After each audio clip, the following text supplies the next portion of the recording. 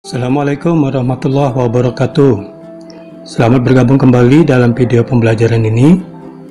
Semoga Anda dalam keadaan sehat dan tetap semangat untuk memperoleh pengetahuan khususnya pada mata pelajaran ekonomi ya. Setelah Anda mempelajari materi tentang siklus akuntansi pada perusahaan jasa, nah kali ini pada video ini Anda akan mempelajari siklus akuntansi pada perusahaan dagang yang diawali dengan materi tentang tahap pencatatan akuntansi pada perusahaan dagang ya. Apakah Anda sudah pernah mempelajarinya? Bila belum, mari kita sama-sama membahasnya. Baik. Kita masuk pada pengertian perusahaan dagang. Perusahaan dagang adalah perusahaan yang kegiatan usahanya membeli barang dagang dengan tujuan untuk dijual kembali tanpa mengadakan perubahan bentuk ya. Dari barang yang dijual ini dapat berupa bahan baku, barang setengah jadi atau barang jadi ya.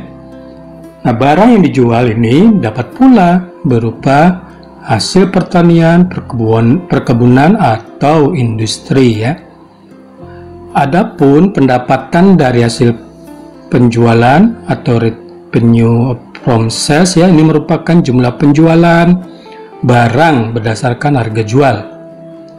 Sedangkan harga pokok barang yang dijual atau cost of goods sold ini merupakan jumlah pembelian barang berdasarkan harga beli ya, dan biaya yang dikeluarkan untuk memperoleh barang tersebut. Harga pokok barang yang dijual ini atau cost of goods sold biasa disebut dengan istilah harga pokok penjualan. Yang kedua, bagaimana ciri-ciri perusahaan dagang ya? Ciri-ciri perusahaan dagang dapat diketahui antara lain melalui kriteria berikut ini. Yang pertama, berdasarkan usaha yang dilakukan. Misalnya, pertama, perusahaan dagang itu menjual produk berupa barang berwujud ya, antara lain barang jadi, barang setengah jadi, dan bahan baku atau bahan mentah. Barang dagang tersebut dapat berasal dari hasil pertanian, perkebunan, pertambangan maupun hasil industri. Yang kedua, perusahaan dagang itu tidak melakukan pengolahan atas barang dagang ya. Produk perusahaan dagang ini berupa pembelian dari pihak luar. Lalu yang ketiga, perusahaan dagang itu memiliki aktivitas pokok sebagai berikut, yaitu membeli barang, kemudian menyimpan barangnya, lalu menjual barangnya ya. Itu karakteristik berdasarkan usaha yang dilakukan. Karakteristik yang kedua berdasarkan kegiatan akuntansinya. Nah, akuntansi perusahaan dagang itu mempunyai ciri sebagai berikut. Yang pertama, menggunakan akun persediaan barang dagang, di mana persediaan barang dagang ini ya terdiri dari persediaan awal, yaitu nilai barang yang dimiliki perusahaan pada awal tahun buku, dan persediaan akhir, yaitu nilai barang yang dimiliki perusahaan pada akhir periode akuntansi. Lalu yang kedua, ada perhitungan harga pokok penjualan.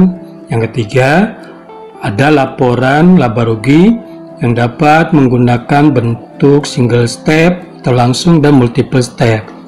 Nah, dari uraian di atas, coba supaya bisa diingat, buatlah catatan kecil ya tentang pengertian perusahaan dagang ini ya, serta ciri-cirinya.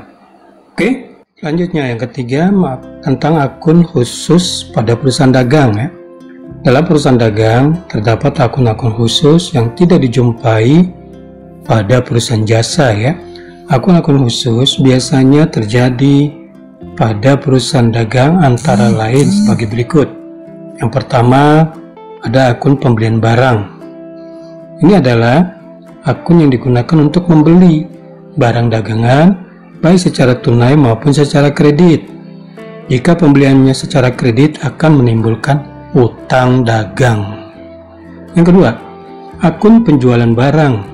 Ini adalah akun yang digunakan untuk menjual barang dagang baik secara tunai maupun secara kredit. Jika penjualannya dilakukan secara kredit, maka akan menimbulkan piutang dagang.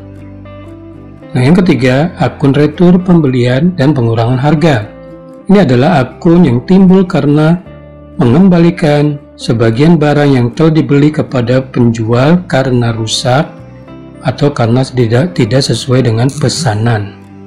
Lalu yang ketiga, akun retur penjualan dan pengurangan harga. Ini adalah akun yang timbul karena menerima barang dagang, ya, nama kembali barang dagang yang telah dijual dari pembeli karena rusak atau tidak sesuai dengan pesanan.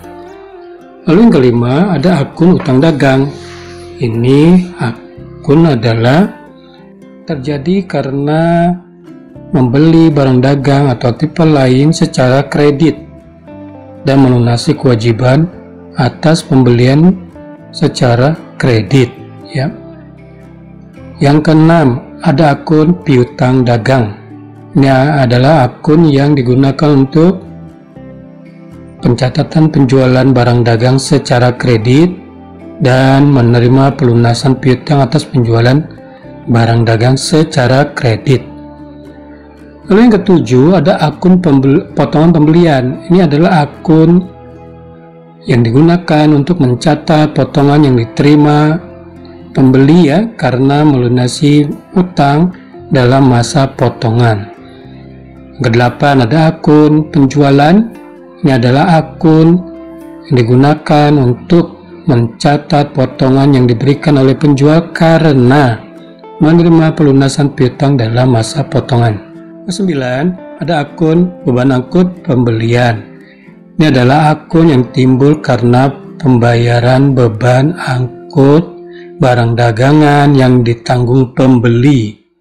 Lalu yang ke-10, ada beban angkut penjualan. Ini adalah akun yang timbul karena pembayaran beban angkut untuk mengirim barang dagang yang ditanggung oleh penjual.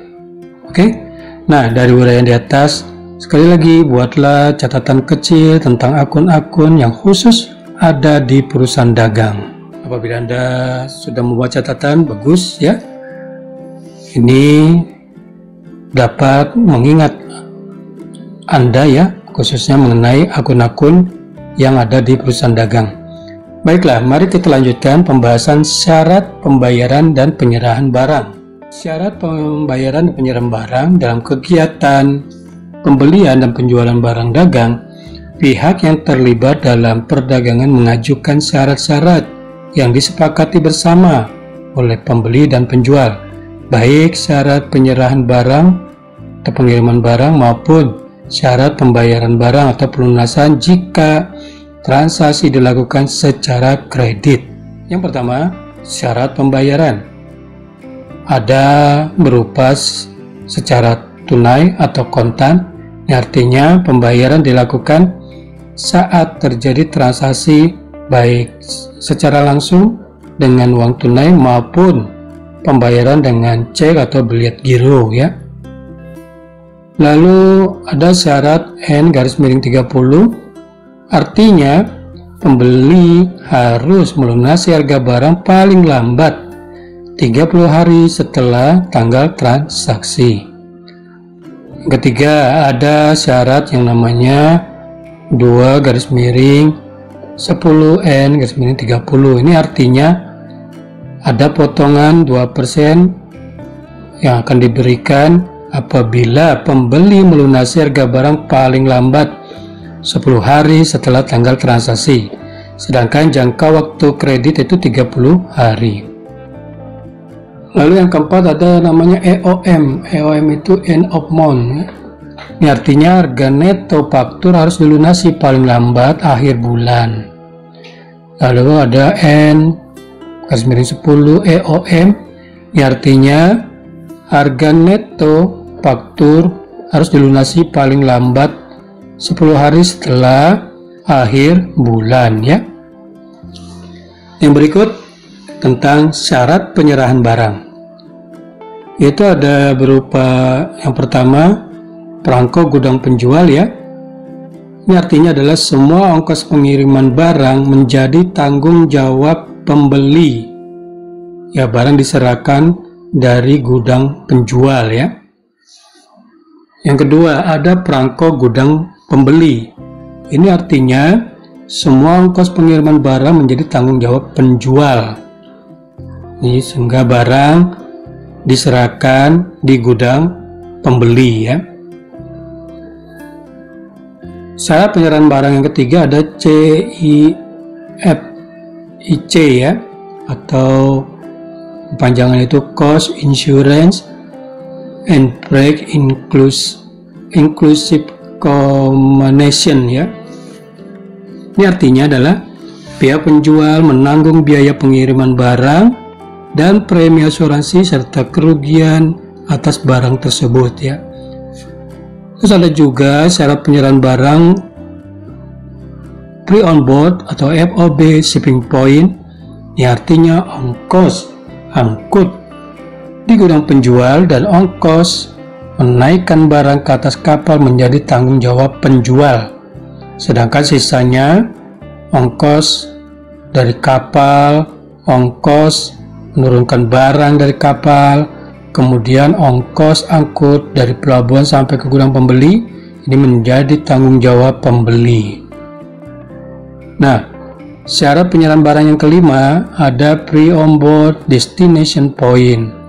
Ini artinya adalah ongkos dari gudang penjual, ongkos menaikkan barang ke kapal, dan ongkos kapal menjadi tanggung jawab penjual, sedangkan sisanya berupa ongkos menurunkan barang dari kapal, dan ongkos angkut dari pelabuhan sampai gudang pembeli, ini menjadi tanggung jawab pembeli ya. Oke, bagaimana? Apakah Anda dapat memahami penjelasan tentang pengertian perusahaan dagang, ciri-ciri perusahaan dagang, akun-akun yang khusus pada perusahaan dagang, dan syarat penyerahan serta pembayaran barang ya. Bila Anda belum memahami, silakan Anda ulangi lagi video ini ya, untuk lebih Anda pahami kembali ya. Nah, sebaliknya, manakala Anda sudah memahami ya, benar-benar menguasai materi tersebut, maka kita akan melanjutkan pembelajaran berikutnya, yaitu tentang pencatatan transaksi dalam jurnal ya, baik jurnal umum maupun jurnal khusus pada perusahaan dagang.